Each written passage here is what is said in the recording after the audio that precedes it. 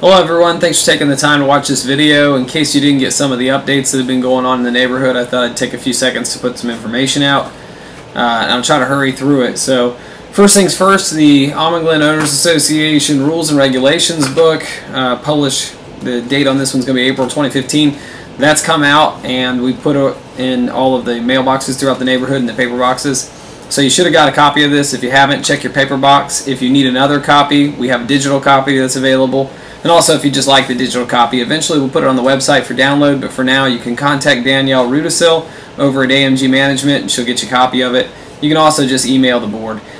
Let's see, going through here, one of the things we stuck in each of those was one of these little green postcards, and you'll notice these postcards coming out more often. We'll probably stay with this color because it's noticeable, and hopefully it'll make its way through all the junk mail. And we'll go ahead and keep a header on it so that you immediately see that it's from the HOA.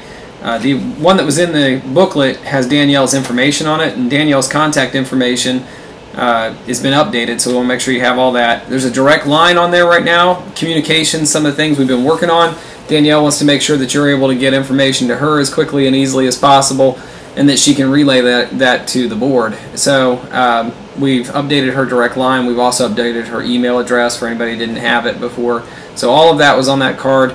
You can also find all of that updated information on the Glen webpage, and I'd ask that you visit there every once in a while just to see some of the information that we update. I've gotten a little lax on updating the website, and that was just because we had so many things going on. Some of the things that were going on in the neighborhood, landscaping has been on our radar for quite some time, and we've finally gotten ourselves into a position where we could start doing some of the landscaping, not only the maintenance that we need to do, but also the updates. So flowers have been planted.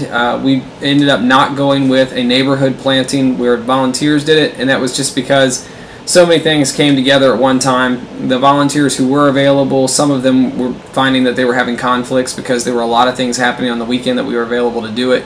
The organizer, which Sally Jordan had offered to organize it, and I want to thank Sally again. Sally had the one specific date that she could do it because of her own timing, and it was just too many things at once. So hopefully we'll be able to bring that back in the fall. I'd like to offer that out to the neighborhood as something you can do in the fall. There'll be a new board in place. I don't know if I'll be a part of that board or not, but if I am, I'll try to bring it up again. If not, I'd like to keep it in mind, and I'm sure I'll bring it up at a meeting because I'll be there at the meetings. So going into that, we got the flowers updated, the rocks that were placed at the ends of the islands. Hopefully those weren't as bad as a few of the people. I know we had some concerns that we were going to make it so trucks and things wouldn't be able to get into the neighborhood, and hopefully we went with a size that was enough to deter people driving directly through the flower beds, but at the same time still allow vehicles to get in and out without much trouble. I've not had any complaints from Lisa, so hopefully the buses had no issues, and I thought they look nice. I've had a lot of compliments on how they look, and I hope that everybody likes the way the flower beds are looking now. The pine needles, there was a little bit of a disaster with the pine needles. We've really come down on U.S. Lawns because we've just not been pleased with the quality of work they've been doing. And to be quite honest, the board's attention has been focused so far off on other issues with things like the pool that we really didn't have an opportunity to seriously focus on the landscaping. And now we're done worrying about the major expense there with the pool, and we're able to shift our focus, and I've made U.S. Lawns very aware of that. So I spoke with Rick Greavy, who is our project manager for U.S. Lawns, and really went through, we did a few walkthroughs of the townhomes, specifically because they do so much maintenance over there, or the lack of maintenance that they've been doing. So we talked about that, and they've tried to step their game up. The pine needle disaster, I've been assured that will not happen again, and that was just an issue of they got so behind because of the weather that they threw in a lot of contractors they wouldn't use usually, and they didn't do very well for themselves. Those contractors, I don't think they'll get jobs again, at least not with U.S. Lawns. So landscaping's come up quite a bit. Hopefully you're seeing those improvements and noticing them. Same thing with the berms coming into the neighborhood. We did the work out there, had the junipers installed. Again, U.S. Lawns fell a little short, and they were back out there Saturday, May 16th, redoing that project because several people noticed, including Vice President of the Association, Virginia Pugh. She and her husband noticed that the work had not done properly. She went out there and inspected it, let me know, and there's a cardinal rule of contractors when it comes to things that are done here in the neighborhood. And I always tell the contractors, don't make me or the board look stupid. We're good at doing that ourselves. We don't need any help. And in this case, they made us look stupid. They did a bad job with a lot of different things. So we've focused our attention back on U.S. Lawns. Danielle has been made aware of the situation there at the main office, and Danielle is going to stay on top of it. So we've had several meetings with U.S. Lawns, and I hope to see some improvements there. Plus, we're looking at other options. What else was going on? The pool opened up May the 16th and 17th. The pool was open. That was a great opening weekend.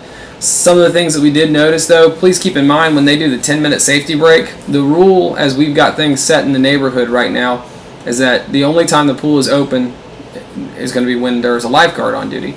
So if there's no lifeguard on duty, for instance, 9 a.m. in the morning, you want to use the pool's closed. It opens at 10 a.m. and closes at 8 p.m. Same thing if somebody wanted to stay till 8:30, they couldn't stay. So in that same line of reasoning, there's a 10-minute break that the lifeguards take in order to rest, get some water, check the bathrooms, do paperwork they have to do, things that they have to do, check the, they'll usually at that point go over and check the chemicals. So when they're not actively lifeguarding at that point, that's when they blow the whistles, clear the pool, and do a safety break. And I know there were a few adults that kind of started turning that into an adult swim. We cannot, by law, have an adult swim. There are protections in place for certain protected groups. One of those groups is a family. Families are considered a protected class. The Americans with Disability Act covers that whole area. Recent lawsuits throughout the country, and when I say recent, several years back up to very recent, within months, have landed in the same exact way, and that is you cannot establish an adult swim or a no child swim or anything like that. So they can't blow the whistle, clear the pool, but allow adults to stay in the pool. So I want to hammer that point home that when they clear the pool and they tell everybody to get out, everybody has to get out. I don't go in the pool. My daughter was at the pool this weekend. They cleared the pool. She got out. So everybody has to follow the same rules. That's the kiddie area. That's the sides of the pool and everything. Now, if you're sitting on the edge of the pool with your feet in the water, that's not quite the same as being in there swimming. So I don't think we'll have a problem there, but you can't actively be inside the pool, even on the edge, leaning up against it, talking with friends or anything like that. So don't be surprised if you notice the lifeguards going around and actively clearing people from the pool when they get done. And if it takes them 5-6 minutes to clear the pool, that's when the 10-minute break will start. So clear the pool as quickly as you can. They do it at the 50-minute mark generally is what I'm seeing. They hold it until about the top of the hour, and that really you're doing a disservice to them if you're cutting into that. Just like anybody else, everybody needs a break. If they're out there standing in the hot sun staring at the pool for 50 minutes, and they blow the whistle and it takes 5 minutes to clear the pool, that means that they're only giving themselves 5 minutes to rest their eyes, take a break, and that's unsafe. So clear the pool. Other than that, the pool opening went great this weekend. Things are flowing along nicely there. If you didn't notice, the building's been repainted. The insides of the bathrooms have been repainted. There's a little bit of decorating happened up there, and that was really just to kind of bring the quality of the neighborhood up a little bit. Just the minor touches, kind of felt like that was important. The landscaping up there is going to take a while to bring back. With the work that went on, the yard being torn up, the fact that because there was construction going on up there, landscaping wasn't getting as much attention. The sprinkler system was down up there quite a bit, and for most of last year the sprinkler system was down due to major issues we had with the sprinkler system, in addition to the fact we had to shut off the zones at the pool because we had companies driving large trucks in and out, hauling in and out the pool materials, the concrete, things like that. So with all of that going on at once, there was a lot of landscaping damage. I guess the plants suffered and things like that. So it's going to take a couple years, in my estimation, without any real information on, other than just the landscapers out there looking at it and they're saying, well, this is going to take a while to bring this back and that back. So just talking with the landscapers seems like a couple years to really bring things up to where we'd like it to be, which is a beautiful lush lawn out in front of the pool and nice bushes, everything trimmed, just really looking the way I think everybody wants it to look. But we're getting there. We're focusing on those things.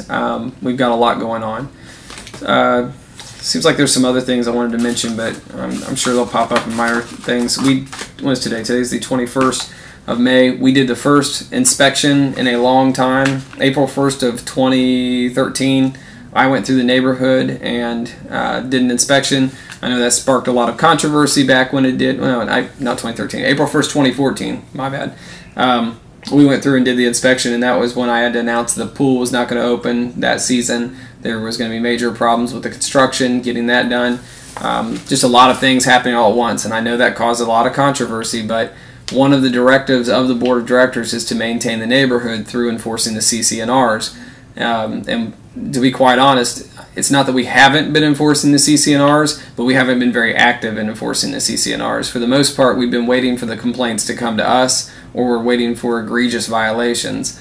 At this point, we're going to shift it back to actively enforcing the CC&Rs. The board has directed me to enforce the CC&Rs and to make sure that they're being done properly. The best way to do that is for AMG to come through and send a representative through to do inspections. Nobody likes inspections. Nobody likes their yard to be looked at and somebody send them a letter saying your garden hose is laying out where we can see it, or your trash can is in view, you need to move it, or your grass needs mowed, or pressure washing, or it's going to get to the point where as they get more things under control, look to see letters coming saying that you have weeds throughout your yard. You need to do something with your yard. There is a standard that the neighborhood would like to be at, and is a standard that you agreed to when you came into this neighborhood, and that's keeping your yard looking nice, keeping the exterior of your home presentable. There's a lot of homes for sale right now in the neighborhood, and those homes are selling very quickly. We're very fortunate that right now there's a lot of growth going on. We're in a good position. Taxes are great. But in talking with people, don't get very comfortable with that, because in talking with people who are just inside Pineville, neighborhoods are selling in there very well too. So this area is very hot right now, and that's positive for us as far as our home values, but it won't be that way forever. At some point in the future, our neighborhood is older than Wakefield just down the road, or some of the other developments that are either currently being developed or going to be developed. There's a lot of new homes getting ready to be built in this area. So all down Harrisburg and everything. So it's going to be important that we maintain the neighborhood and we keep the standard up at a higher level, or we're going to find ourselves in a situation where our neighborhood is so far gone and the CC&Rs have been so forgotten, and the board has done such a poor job of enforcing those CC&Rs that at some point down the road we're going to have cars parked in driveway, or cars parked in yards, trash throughout the lawns, and just nobody will care and nobody will take care of things. So we want to make sure we keep the neighborhood at a high standard. We have not been beating people over the brow with violation notices and fines or anything like that. It's been pretty lackadaisical, and we've asked people to just kind of police themselves. But in doing that inspection today, I rode along with Danielle while she did her inspection, and I was really surprised at some of the things that I saw throughout the neighborhood, just the general lack of upkeep. So I know the notices that are going to come out. I know a lot of people are going to get those coming in Memorial Day weekend, and I'd say just take it with a grain of salt. If you have a minor violation, fix it, move on. Getting a notice in the mail telling you that it's time to fix up some problem doesn't mean that you're on somebody's watch list or that you're getting a fine or anything like that. It's just a notice to take care of it. Now, it will lead to a fine eventually, so please, if you have a violation of some sort that we pointed out, take care of it. If you have some sort of a violation you don't believe is a violation, you want to discuss it with the board, you want to have a hearing about it, those options are available. You can just email us and let us know what's going on, and contact Danielle over at the office. She'll set that up. But for the most part, like I said, I was with her when we rode around today. I saw everything that she was looking at, and everything that she's checked off is stuff that the board has said they want fixed. So I don't think you're going to get anywhere with a hearing when it's already something that's been pointed out by the architectural committee, the board, and I'm aware of it. So at this point, if you're getting the notice, that's kind of a heads up that we all agree, fix it. Otherwise, everything's going good in the neighborhood. I hope the inspections don't make too many people angry. I hope everybody has a wonderful Memorial Day weekend, and I hope that you get a lot of positive things out of the summer. I'm looking forward to it. We'd like to get a lot of these big projects behind us so that we can move forward towards the last thing, which I want to bring up, is the elections in July. The elections are coming. If you're interested in running for the board, I'd ask that you go ahead and email us and let us know. We're going to need your name, your address, and your phone number. We won't publish your address or your name, or we'll publish your name, but we won't publish your address and your phone number yet. But we do want to start letting people know who's interested in running for the board. It's advantageous to you, I would think, to get your name out there early so that people know that you're interested and they can pay a little bit of attention to who you are, and so that you're on even ground with anybody who gets their name in right away.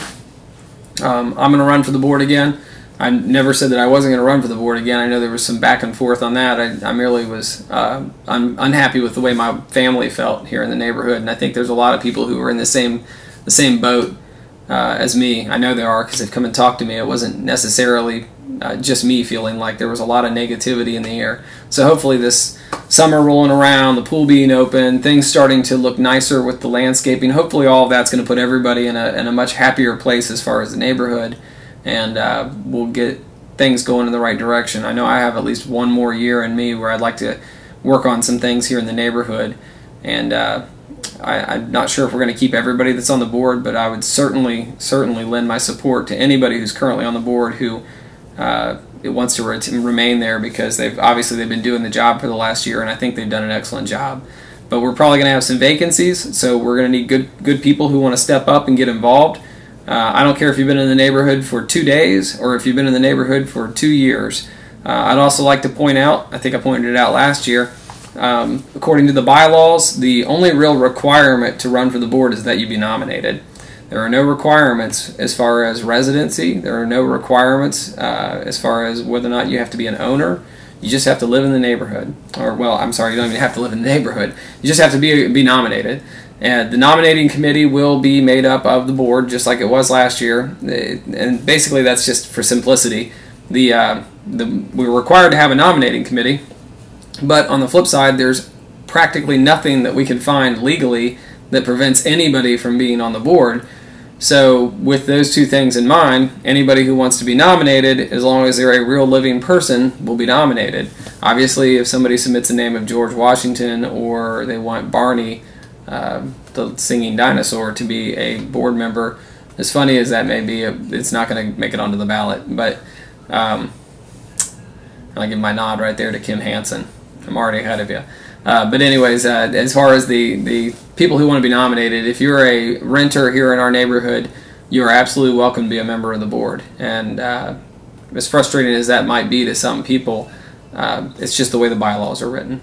So until we have our lawyers tell us, no, you can block somebody for some reason, I don't see us blocking anybody. And besides, why would we not want as much participation from everybody in the neighborhood who wants to participate as possible? So if you're a renter who feels like, well, I'm a renter and I don't really have a voice in the neighborhood, I can assure you you do, in the form of an opportunity to get on the board. So submit your names, let us know you're interested in getting on the board. Let me put your name on the main website so that people can see that you're interested, and let's give everybody an opportunity to stand up and tell everybody how they can best serve the neighborhood. And my thanks to everybody who's served in any capacity in the neighborhood, from the most minor thing where you've supported somebody on the websites or come out for a volunteer opportunity, all the way up to the board members and people who have served on our committees throughout the time. The last thing I'm going to throw out, I know I said that was the last thing, I'm going to make a post about it, but a community garden has come up several times as a question. Could we have a community garden and a compost area? I've selected a site that I think will work. I'm looking at an area of the neighborhood where it's relatively secluded, quiet, common area, and I think it would work for things that are going on in the neighborhood, things we want to do. So I'm going to put that information out there. This would be a volunteer thing, and I would need somebody who's interested in running it, somebody who's interested in building it, getting whatever's done with it, guiding us on how to do it, and then of course people who are going to be interested in using it. So I would think a lot of those people are the same people, but to get it started, you would need somebody who is really interested in coming up with and designing the idea how it's going to work. The HOA can provide the funding as far as building everything. I don't know what the budget is. I don't know what the budget would have to be. I don't know if the board will approve the budget, but I will take it to the board as best I can. I'll do everything I can for it. I think it's a project that we could do. I know there's some interest.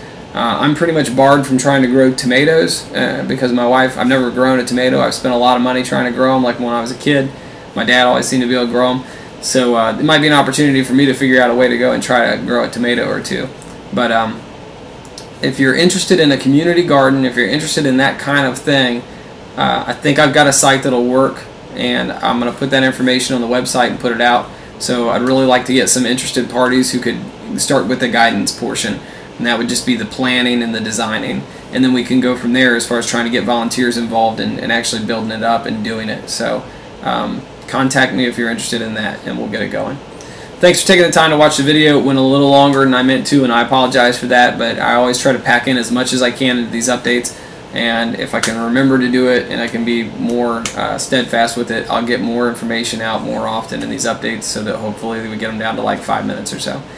Thanks again for watching, and take care.